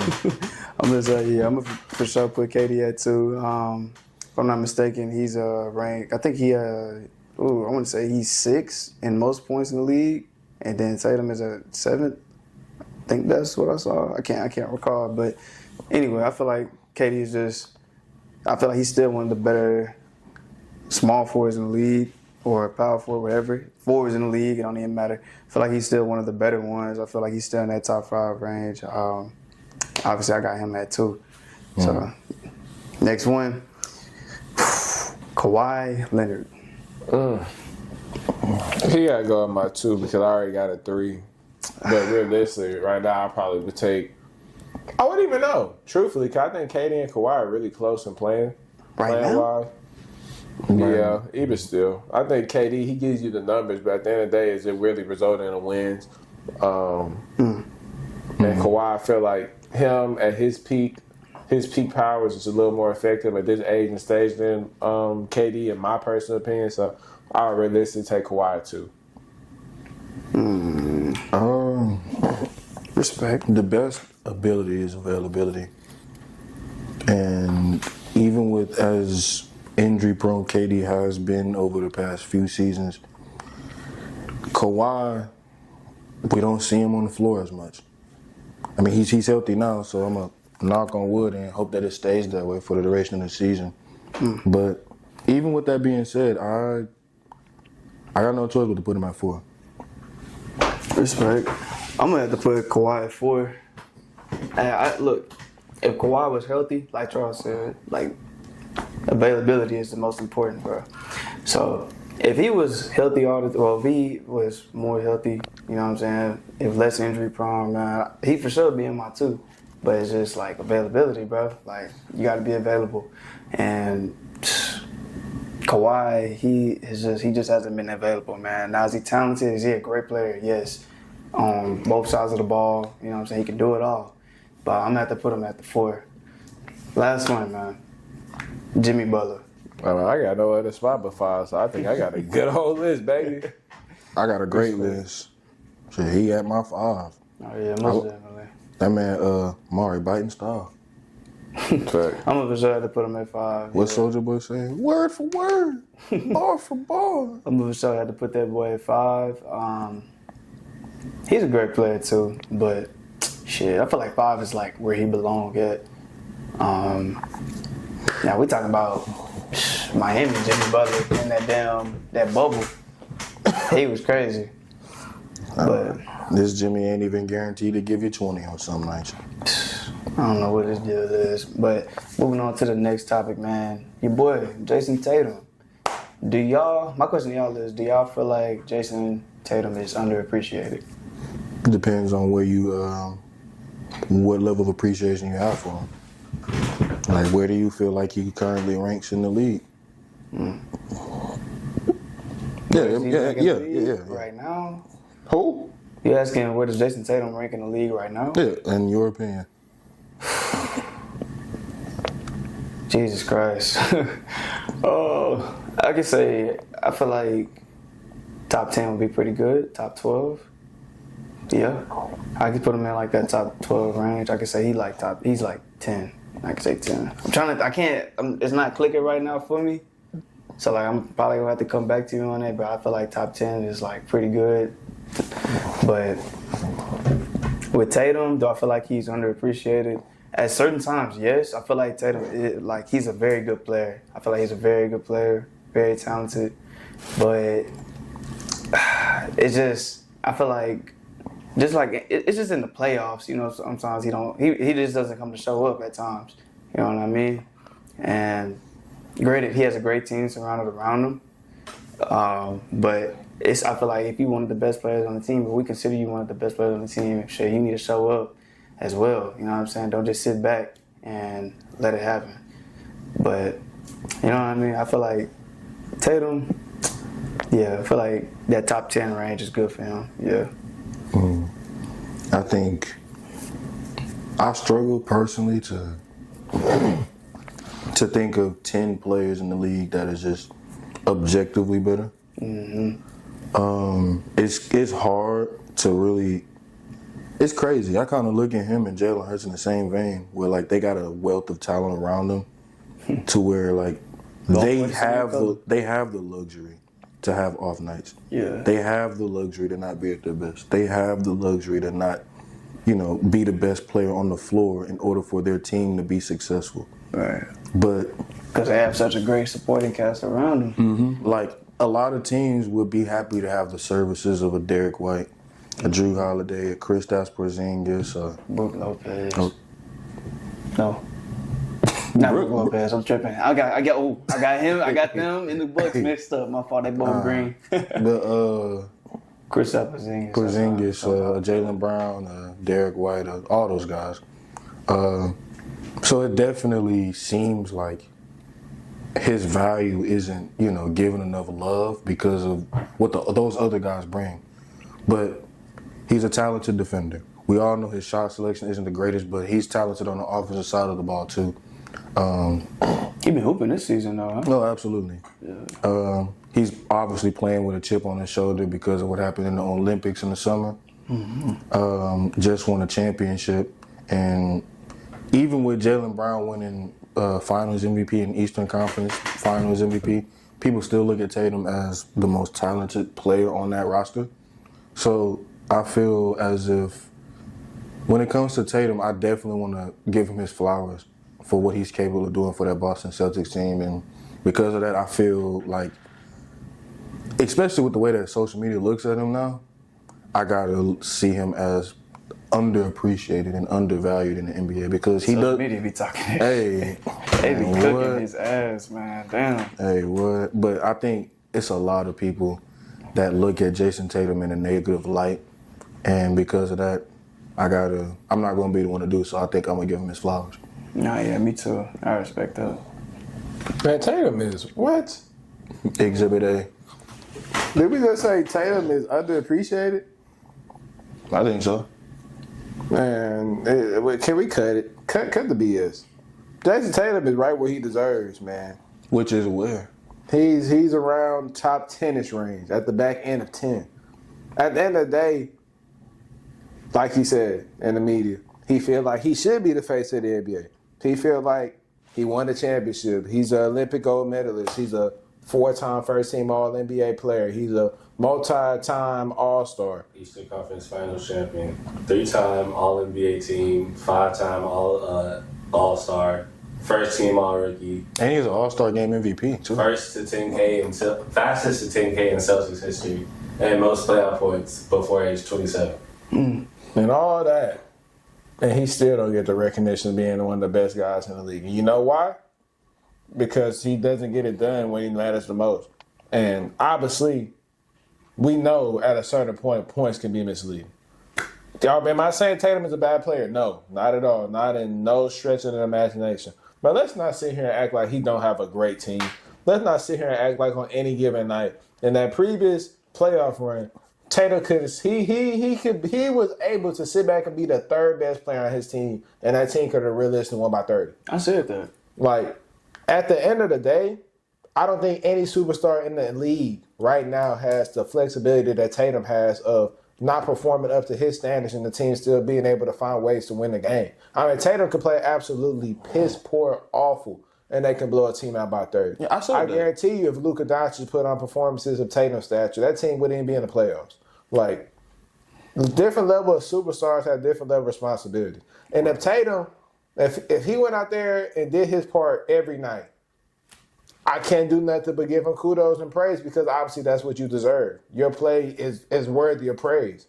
But Tatum, every time I see him play, is always a disappointment. And he had me. Like, I was a Tatum fan all the way into that 2022 finals against the Warriors, and then he stunk up the joint. And after that, he lost me. He completely lost me. That team was too good for them not to win. Curry put that team on his back, and that's where he gained a lot of my credit. I mean, Curry, that was probably the best performance of Steph Curry's life. That was legacy-defining moment right there. And I think after that, it was real hard for Tatum to get it back from a lot of the NBA world in a sense. And obviously, I mean, I don't care. I mean, we seen in the media people say like, oh, he doesn't, he isn't a bad boy. He doesn't do stuff on the outside. Like, he isn't in drama. Like, he's a good guy. He doesn't have no flair to his game, no pizzazzle. He's a very boring player. I'm like, I don't care if you're boring or not. Because Kawhi Leonard, for all sakes, I mean, we can say he's a boring player too, but we gave him the kudos and praise because he got it done when it mattered the most. I don't feel like Tatum gets it done when it matters the most because he has all the help. And on top of that, it's like, most times than not, who won the Finals MVP? Jaylen Brown. Who won the Eastern Conference Larry Bird Trophy Award? Jaylen Brown. I mean, all of these awards are going to Jaylen Brown and other players outside of the main player that we're supposed to give all the kudos and praise to, Jayson Tatum. I mean, he couldn't even get minutes on his USA team. Derek White got the minutes over him. And Tatum, if you're that top tier guy, I don't give a damn. You have to play on the USA team. If you're one of those guys, there's no excuse for you not to be playing because of fit. Anthony Edwards was getting minutes, but everybody would sit here and say Ant's better than Tatum's better than Ant. So it's like, what was his excuse on why he couldn't play on a team full of the elite in front of the whole world watching, playing for gold? I think that's why I looked at Tatum in the same vein as Jalen Hurts, because they have the luxury of not playing at their best and still being a dominant team. Right. I mean, like, as a quarterback, Jalen Hurts has a 2,000-yard rusher. As a wing, he has a great two option in Jaylen Brown. He has one of the best defensive teams, if not the best defensive team in the NBA. He has the best shooting team in the NBA. The volume that they shoot up threes and spray them and actually hit them is insane. First game of the season, they put up like an NBA record of like 60 plus. And they were hitting them at a great clip. Like, when you have that luxury as a teammate, you don't have the burden or the pressure that, say, a Luka has on the Mavericks, that, say, a LeBron has on the Lakers, that, say, a Curry has on the Warriors. And to the Celtics' credit, that's a great team organization. But at the end of the day, don't get it fucked up. Like, Jayson Tatum is still one of them ones. I'm not saying he's the best. I'm not saying he's the greatest forward in the game right now. I'm just saying that people need to put a little bit more respect on his name, and the lack of validity that he's getting is a disservice to the testament of the type of careers that he's had when compared to the other guys in the NBA. I seen something that said that a lot of players in the NBA, when they compare their careers to what Jayson Tatum has been able to accomplish in his tenure so far, majority of the league would trade their careers for his in a heartbeat. Obviously, we know the guys that wouldn't. LeBrons, the Lukas, the Currys, the Kawhis, the KDs, all those type of upper echelon elite level players. But even if he's on the back end, Tatum is still elite. Nah, he still is. Like, even if he's on the back end, he's still one of the best wings in the NBA on both sides of the ball. Like, we obviously know what happened in the Olympics. We obviously know what happened in the finals in 2022. We obviously know what happened in the playoffs this year. He wasn't at his best, or he wasn't getting the minutes that he felt like he rightfully deserved. Right. But he was still one of them ones. And we can't just let that be dismissed. Yeah. I respect that. I don't think it's an argument with that, though. I feel like he should be the face of the league. And shit, truthfully, is he realistically even the face of his own damn team? We can't realistically answer that question, because if he was the face of that team, they would have had no problem letting Jaylen Brown walk. Shit, nigga on 2K, so. Who? Shit, the nigga on 2K, so. I'm sure that don't really mean. Peyton Hillis was on Madden. Yeah. Who? Peyton Hillis. D-Book might not even be the Who the face fuck of was this. that? Maxwell. My point exactly. You don't even know who he is. Not to say nothing about that, but I'm saying you don't even know who he is. Wait, what Madden? Madden? 12. Madden 12? He was on the Browns, number 40.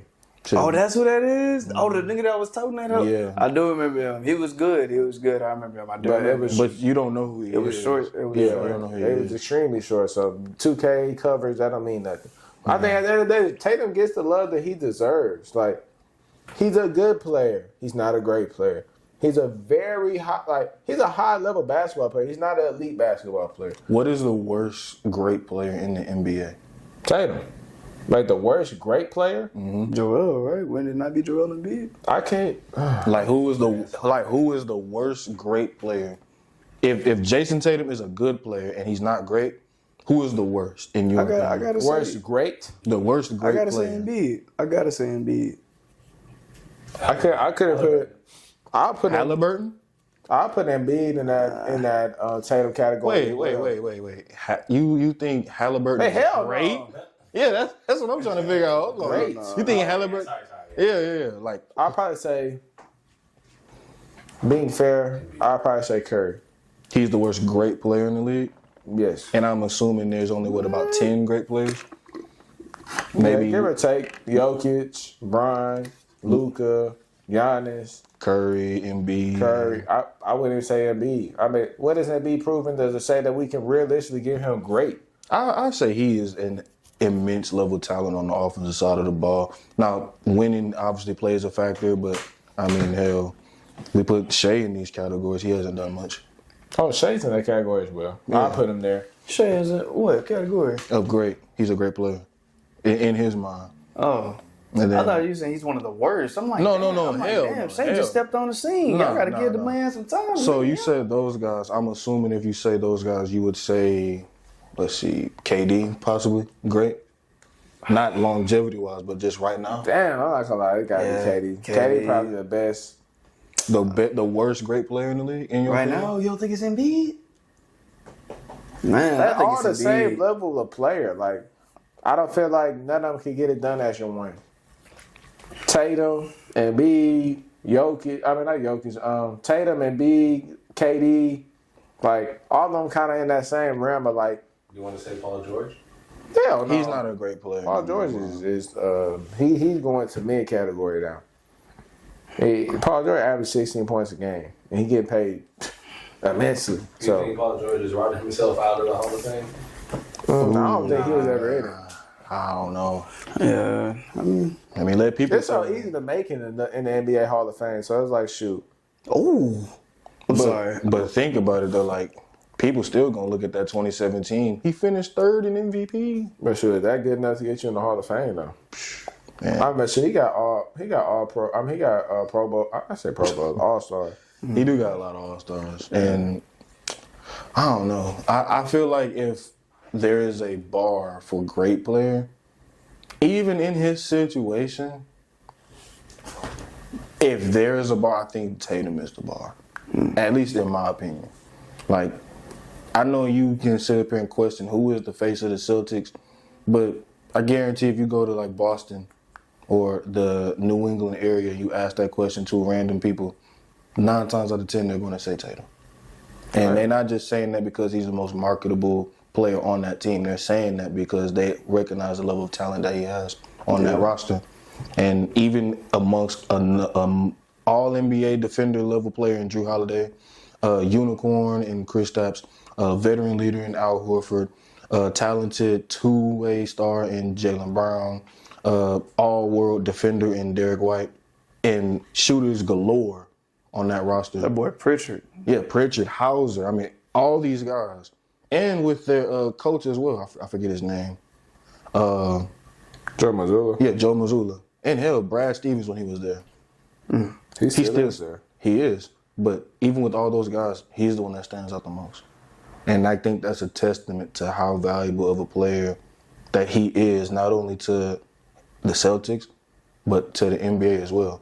This isn't about aura or whatever the case is. This isn't about stylistic or how much buzz you get. This is about productivity because the name of the game in basketball is stardom and win. Any sport, honestly. Yeah. So, and I think Tatum is, if he is the worst star in the league, making no mistake, he is a star. I think I'll say this. We could push it forward. Amari, did you already get your 2-piece out about this?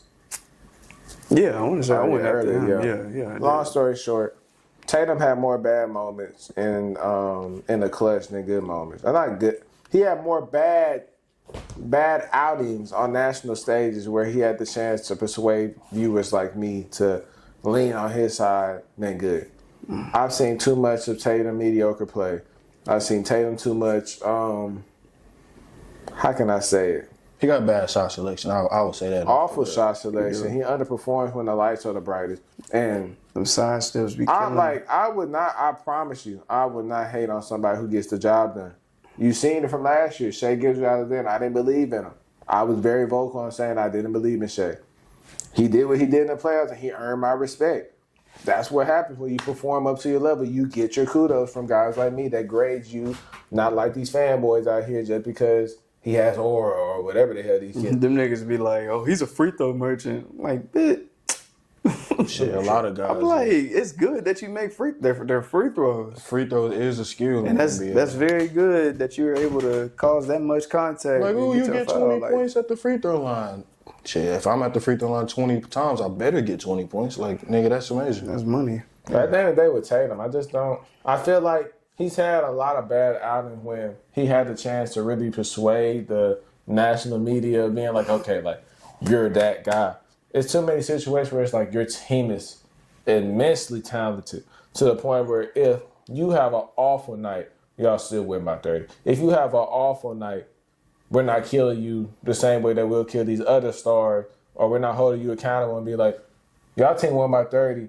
That was absolutely awful. I think that's a testament to Stevens and Danny Ainge, the way that we look at the Eagles and Jalen Hurts. We give a lot of credit to him not having to be the best because of what Howie Roseman has built. Yeah. And I don't think we should fault Tatum for that the same way we don't fault Hurts for that. He's not asked to be put in these positions. He just, like, hell, if I was Cam, I'd probably say the same shit.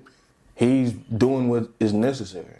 And albeit he wasn't doing it to the best of their ability in the playoffs, but he was able to be efficient enough or productive enough, even below his own standards, to where he's now a champion.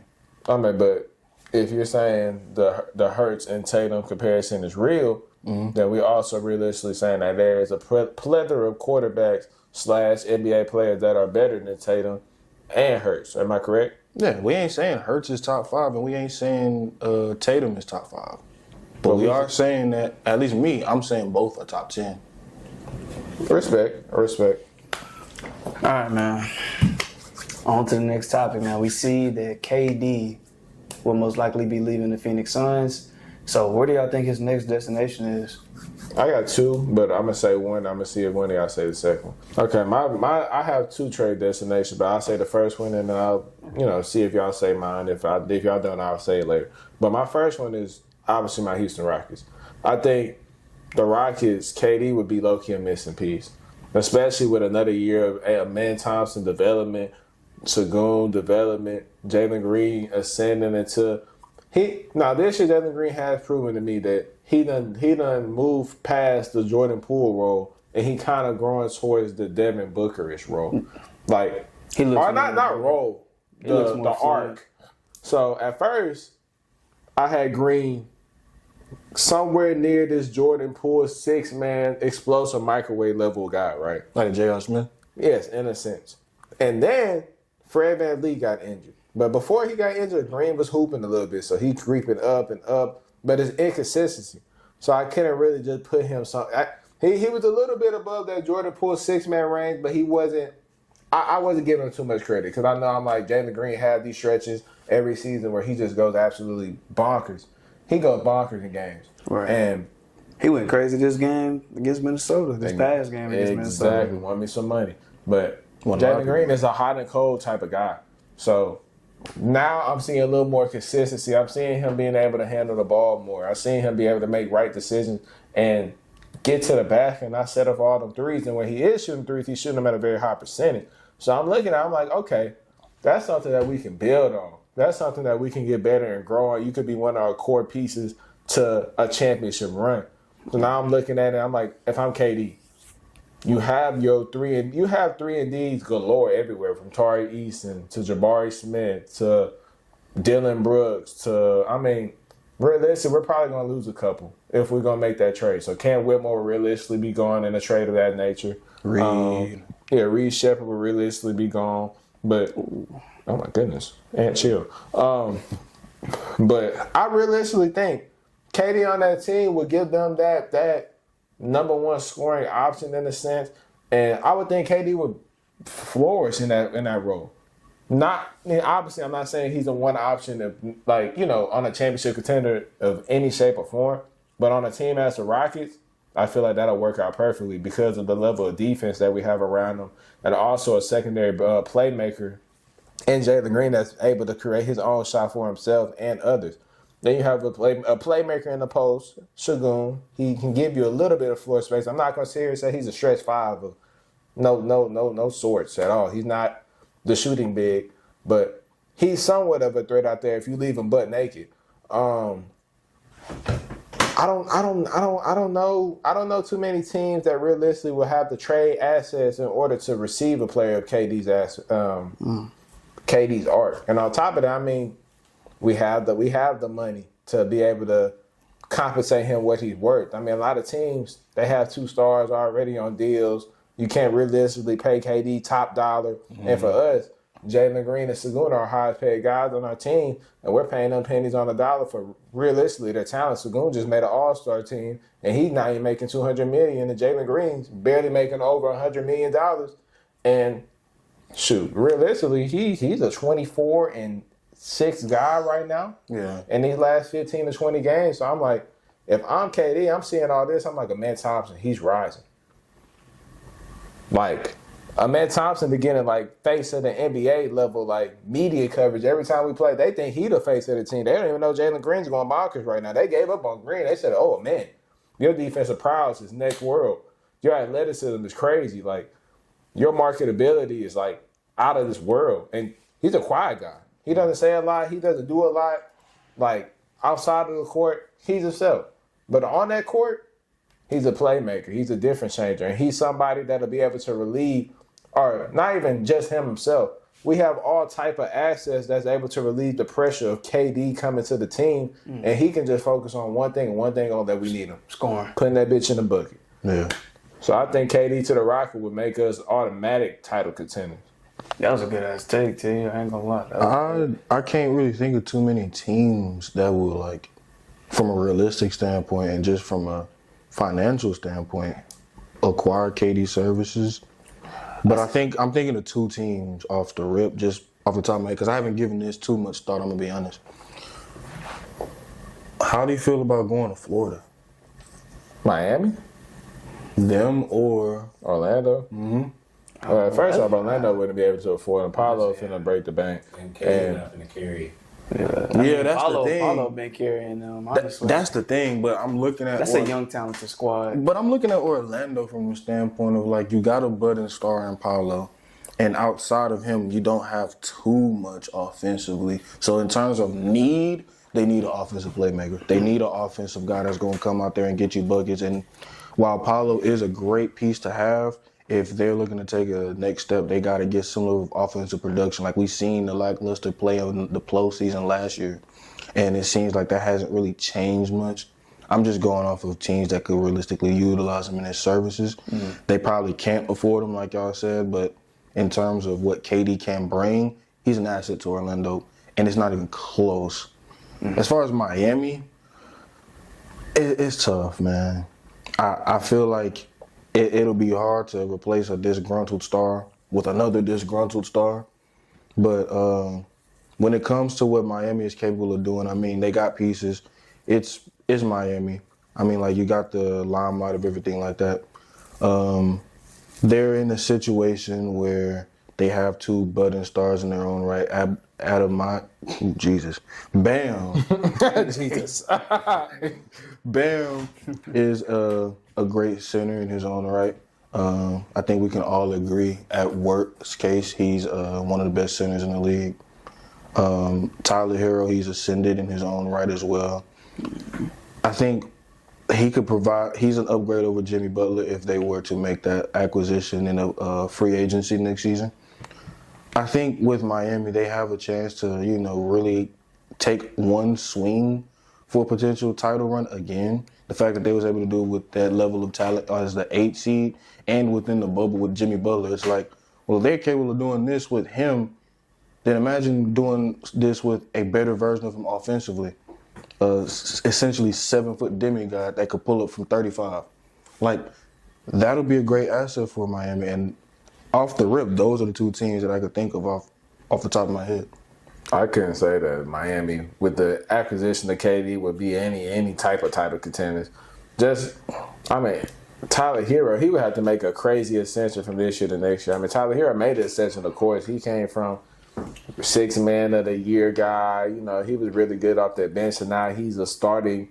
I mean, he's a Burge all-star level caliber player. I'm not going to sit here and say he's the all-star player because he made it this year. I mean, injuries kind of played a factor into that, and I don't think Tyler Hero was realistic all-star in my eyes. But if he was to go to that team, it would have to be a Tyler Hero evolute. Like his play would have to rise to a high enough level where I can realistically say that they're title contender. Bam Adebayo is kind of who he is. I mean, we kind of been waiting for Bam for about 6 to 7 years. He is who he is. He's serviceable. A serviceable third option at best. He can't be he was your 2 in Miami, but obviously they didn't realistically have a chance when they went up against Denver realistically. So or LA. Yeah, so KD to the Heat would be a Tyler Hero ascension. And I like that one that you said with KD going to the Magic. They need offense. Like it's Paolo or bust with them. They need shooting. Damn. They have no shooting whatsoever. I mean, Franz isn't a really shooter, and Paolo damn sure ain't a shooter. KCP's inconsistent. Cole Anthony is a microwave. I mean, Jonathan Isaac. I mean, they have a lot of the same caliber players. Not enough offensive firepower and shooting for sure. So obviously, with him coming there, would be a major acquisition for them, and that'll boost them in the Eastern Conference by. I realistically say if they could get Paolo, Franz, and KD on the same team, that's a top 4 seed in the East. I wouldn't go far as saying they're 1, 2, or 3, but they're for sure in that mix in the top 4 spots, and they're making some noise for sure. Yeah, 2 budding stars and a generational talent. Who knows what the limit is on the Orlando Magic? Me, I've seen rumors about the Mavericks. I don't think that'd be a bad destination for them. I feel like that's a well-constructed team. I feel like adding him to that team would make them even better. And they're already a good team. We thought they would be bad without Luka. They're still moving on. They're still doing pretty damn good. But I feel like adding him to that team, that would create more scoring. I feel like Kyrie's been doing pretty well, and so has Max Christie. He's been hooping as well. But, I feel like adding KD to that team, that would push them forward even more. And I feel like Nico Harrison, he's going to capitalize on that. I feel like he'll probably pick up KD. You think so? Possibly. Yeah. My second team, y'all probably going to be like, oh, this is crazy. But I'm just like, throwing shit out there, honestly. I feel like it'd be cool to see him go back to the Thunder. That'd be fucking cool. I don't care. I was thinking that, but that'd be cool because real shit. Like, yes, J-Dub is good, but I feel like Shea needs another option to help him. You don't think he got that in check? He do, but Chet, he kind of like injury prone. I ain't gonna lie. But like, it's really just Shea world out there. If I'm being honest. I think him going to the Thunder would completely deconstruct the Thunder. Yeah, that's what I'm saying. Like they got the assets to make that move, but if I'm Sam Presti, am I gutting the whole team outside of Shea and J-Dub and potentially Chet just to get a guaranteed title run with KD? Yeah. I just think it'd be pretty cool if they were able with keeping like those guys that you just named. I feel like that'd be pretty damn cool. I think the question is, would OKC want him? Like, not even just the team, but like the fan base. Like, he did them so dirty. Damn. Like, is they gonna welcome him back with open arms again? I don't know. Shit, at the end of the day, it's about that front office, not the fan base. Wait, you seen how they treated James Harden? They wasn't willing to give a MVP $4 million extra. Like, they cut bait. Nah, yeah, that's true. They cut that over there. Hell yeah. Hey. Nah, I feel like, KD to the Mavs, that'd be pretty damn cool. That'd be nice. Hey, I feel like he's going to ascend their play for sure. They're scoring, even though I feel like they score pretty well, but I feel like he's just adding more to it. Like, him and Kyrie, hey, that'd be nice, man. That'd be nice. And you getting him and I feel like they got the money though for them for sure, especially just after coming off Luka. Yeah, they would. I feel like they got enough money for sure. Shit, I feel like that's really the only move I can think of. I can't really like. Think of nobody else. That's not a bad one. If I have one realistically, I'll probably say the Mavs. I'll say if the Mavs get their money situation right, let's see what Kyrie will want in this later stage of his years. I mean, if he takes the Supermax, then obviously he's owing them extremely. And they wouldn't be able to get KD services because KD ain't coming there for no veteran minimum. Hell and no. obviously, He said that too. AD, he's going to be, he's reeing up at the end of this year. So let's see what AD demands. Let's see if AD leads them with a little bit of flexibility in order to get a star like KD. But I've been hearing a lot of rumblings that's been the talk of the town of KD joining Kyrie and AD to form a big three, and that'll be really dangerous. And I feel like that would be realistically a good situation for them, especially with the depth that they'll have with Max Christie, with Gafford, Lively. I mean, some of those guys will obviously leave because you can't keep a lot of good players when you're trying to get generational talent, no matter the back stage of your career or in the heap of your prime. So I think KD to the Mavs would be a very, very interesting team to be on the lookout for in the summer. But at first I was against it because I wanted Devin Booker from the Suns so we can trade. If we had to trade Jalen Green, I would be cool with that. But now, with Jalen Green ascending the way he is right now, I wouldn't be mad bringing a guy like Kevin Durant to complement a guy like Jalen Green, and Man Thompson, and Sagoon, and seeing how that team nucleus can build for at least about 2 to 3 years before KD ultimately declines, because he's not going to be playing this way all the way until his 40s. Now, if he is, I'll eat my words for sure, but I feel like not everybody is LeBron James. His longevity is strikingly shocking in my opinion. Like, LeBron obviously has the greatest longevity we've ever seen, but for KD to be as productive as he is, not only at the age and stage that he's at, but with the Achilles tear, that is crazy. Mm-hmm. That is crazy. So shout out to him. Still hooping. Still. And with that being said, man, that's the conclusion of episode 42 of Check the Stats podcast. Man, if you made it to the end of this episode, make sure you like, comment, subscribe. Follow all of us on our social media pages and the podcast page, man. Young black dudes out here hustling, trying to get it, man. Black power. But, man, we're going to keep coming to you with this good content. You see, I call myself right there, guys. I wasn't even about to say nothing. You always got to say something, man. Your inner thoughts, you always got to speak them out loud, man. But we're going to keep coming with good content. We're going to keep getting better, man. We're going to keep giving y'all what y'all want. But at the end of the day, man, this is only the beginning, man. Welcome to the growth of Check the Stats, man. We're going to be up one day, and the day going to be now. So while you right here, I'm going to need you to click that link in the bottom and subscribe and send that to your friends and family. We're going to make a lot of people proud. Big Verse, Omari, it's been a pleasure. Always. Verse, you got any last remarks before we get up out of here, young sir? You know, you spoke a lot of wisdom, putting a lot of viewers on game about how it makes a lot of people proud. And you know how you make a lot of people proud? You give them facts. You give them truth. You give them the wisdom that they seek, that they need. You give them the facts. And then you give those to those that are needy. And I see that y'all are needy. I peep. Because if you a Charger fan going up against me, goddamn, you ain't never undefeated.